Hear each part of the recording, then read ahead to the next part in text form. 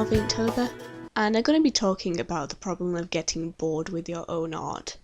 Because today's been the point when I've realised I've started to get bored with my own project, and I think it's important to know that there's a big difference between giving up and adapting. And if I'm getting bored of doing something, it's a big sign that something needs to be changed.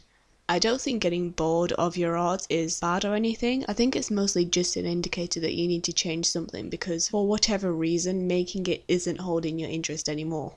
So to try to fix the problem, it's important to try to pinpoint why you're getting bored. For me, I think it's because I've done 7 drawings of pretty much the same thing, mountains, and after this amount it's starting to all feel kind of the same.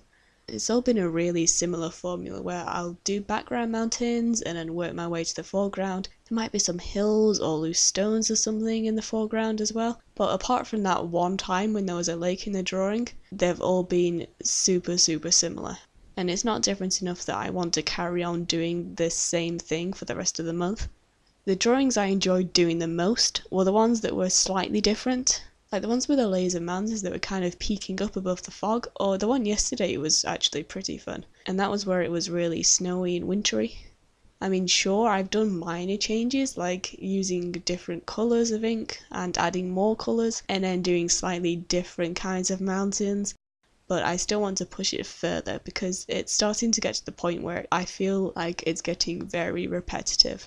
But it's fine because I've got ideas about how to make it more interesting for myself. Just using more colours alone isn't helping. I tried this today with adding green as well as the other colours, but it still doesn't feel different enough. I can still change up my media. I've got a glass pen I'd really like to try out at some point, and I've got a different kind of ink dip pen as well. Could also try changing up the scale by going across a double page instead of a single page.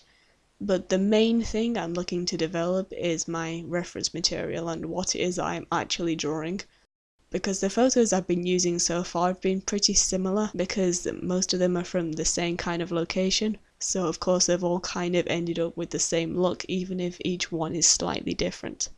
I'm still sticking to my landscape theme, but I don't think I've ventured very far in terms of how varied landscapes can be.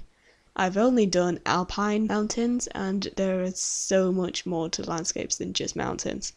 There's the sea, forests, rainforest, desert sand, snow, and then we've got all the plant life I haven't even touched on yet. And even if I still wanted to stay with doing something similar to mountains, I could still vary it up a lot.